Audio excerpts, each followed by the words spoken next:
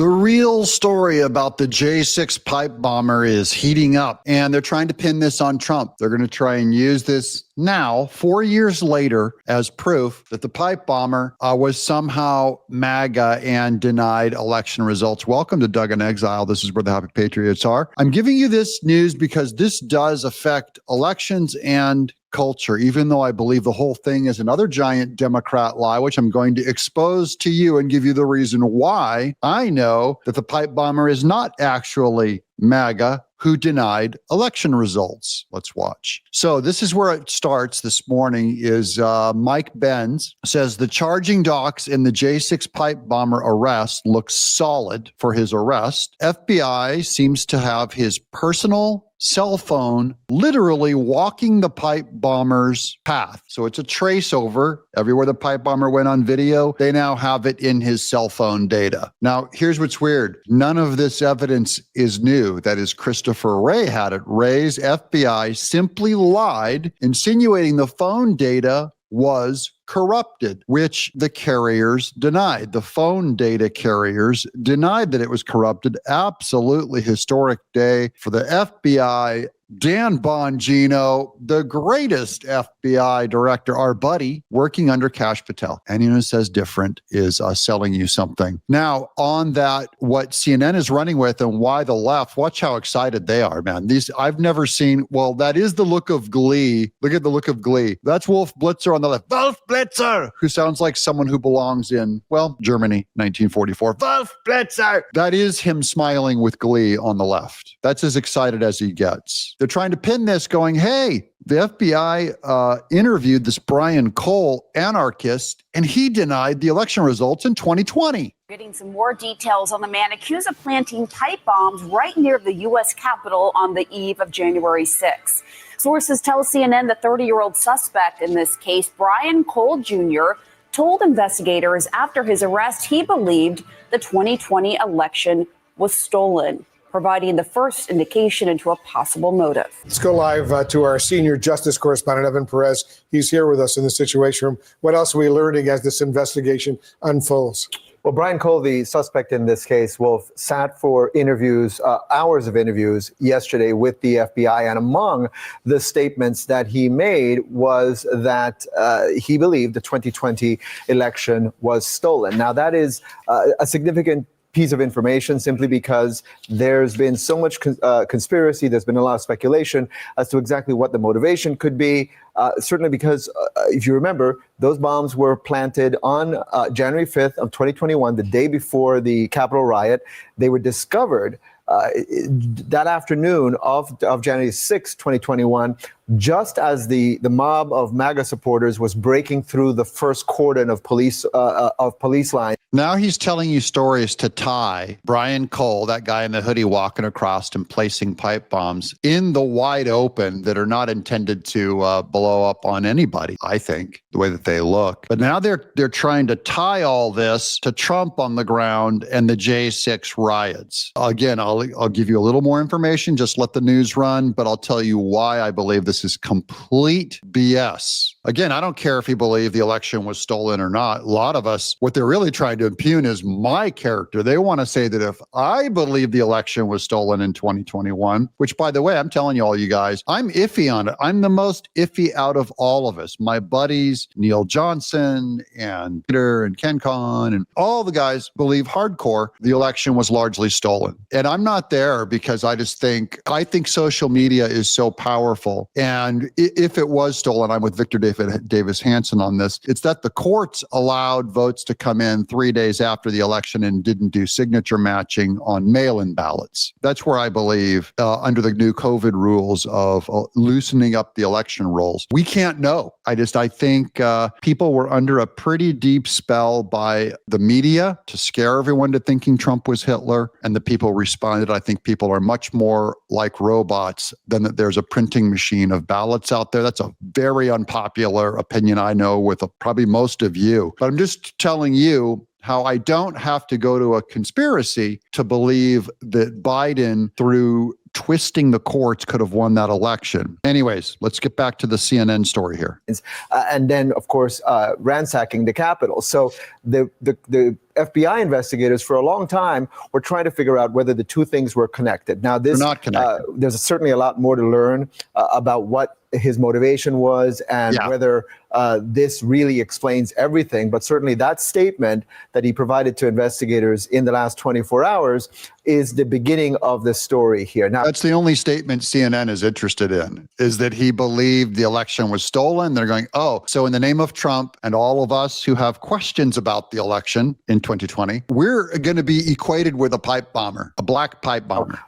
We know that the FBI did a lot of work over the last 5 years. Now, this is the biggest BS there is. When he says the FBI, now he's defending Christopher Wray, saying they did a lot of work in the last 5 years. They did nothing on this case. And that is, to me, Exhibit A, that this guy was not truly an election denier. Now, an anarchist might lie and claim to be like a false flag, claim to be an election denier when really he wasn't, knowing it would pin it to Trump. And especially if he's Antifa of some kind, which is possible. So I'm giving you guys the alternates here. The biggest reason that I know he's not an election denier is you don't think Christopher Wray and Liz Cheney and Kinzinger would have loved to have a juicy pipe bomber right on January 5th, right before January 6th. I mean, right on January 5th, to have him associated with Trump's insurrection. That's why I don't believe it. I'm just going, no, something smells funny. Now, CNN can run with it. I'd love to hear more detail on that interview. I want to mostly hear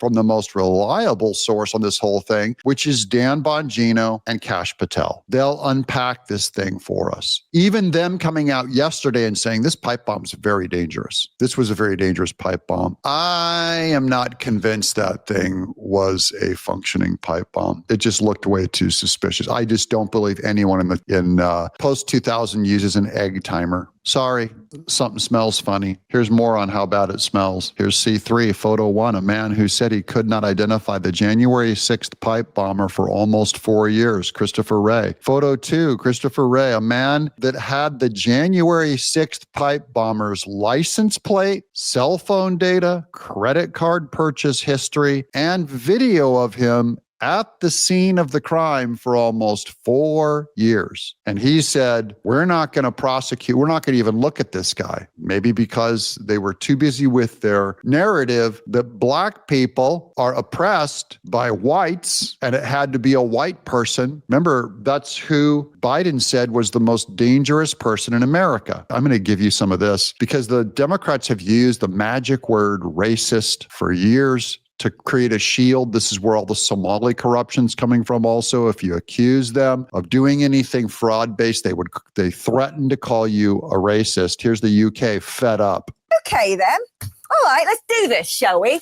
Let's talk about your racism, shall we? Because I've had enough of hearing the word racist and racism. Because whenever you get a celebrity in a Prada dress and a Gucci handbag banging on about racism, they are the ones joining with a cultish, fascistic, censorial word being used to create a force field around people who really do horrible things.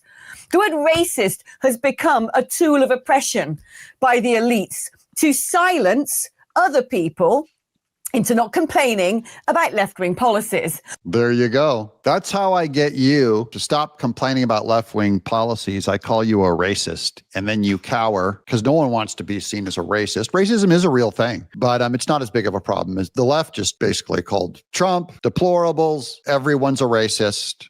Who they disagree with. The word racism is the same word that enabled Pakistani men to groom 250,000 white girls, dehumanize them, sexually abuse them. That's true. The UK, it allowed 200,000 Palestinians to target their white women. Douglas Murray has an incredible book. I highly recommend it. I read it maybe 5 years ago called The Suicide of the West or something like that. And it's about how they weren't, the parents, the white parents of these girls weren't allowed to bring charges against these Pakistanis because they were accused of racism. And that's what we're getting in deporting Mexican illegals or Hispanic illegals. It's you only want them out of here because you're a racist. You hate their brown, whatever. So I like hearing this on television in the UK. I like it. I think it's good to put that sentiment out there to call out a tool that the left indeed uses and still uses. And part of how we used it in America was if you disagreed with it, while we're giving illegals, we're paying for illegals housing. If you disagree with it, you're a racist. Probing how illegal immigrants have put a strain on the housing market. What can you tell us? You signed a memorandum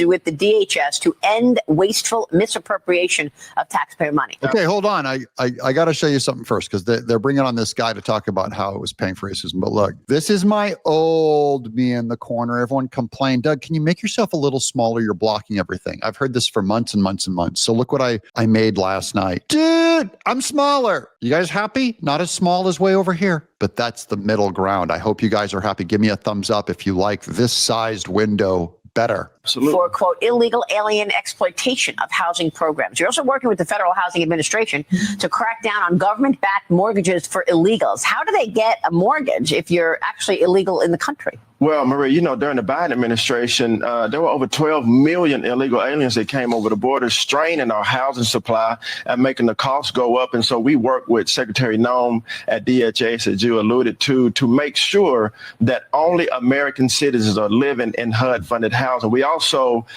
took away FHA-backed mortgages from illegal aliens during the Biden administration. They turned a blind eye. But we're going to keep the law to make sure that these mortgages, which are backed by the taxpayer, go only to the American people. And lastly, we are mandating that every public housing authority give us a comprehensive account who's living in every unit in taxpayer HUD-funded housing. Wow. Well, that's news to me. And that gentleman's black. So is he a racist for wanting to get rid of the illegals where we're buying their houses? Wait, the racism goes farther. Here's Michael Steele over on, I think it's MS Now. I don't know what the heck they call their stupid defunct network, but here's Michael Steele on the Supreme Court approving gerrymandering, reversing lower judges in Texas, saying we're going to allow a race-free map. In a 6-3 decision, the court granted a stay on a lower court ruling that had previously blocked the map. In a scathing dissent, Justice Elena Kagan wrote, "Today's order disserves the millions of Texans whom the district court found were assigned to their new districts based on their race." No, we all know that it was based on their race, that it was originally districted. So it gets redistricted away from their race. This is very problematic. I just want to be very clear that the lower court, they had gone through months of litigation, looking at this determination papers. They called all these folks in, and they made the determination that the map was in fact drawn on race.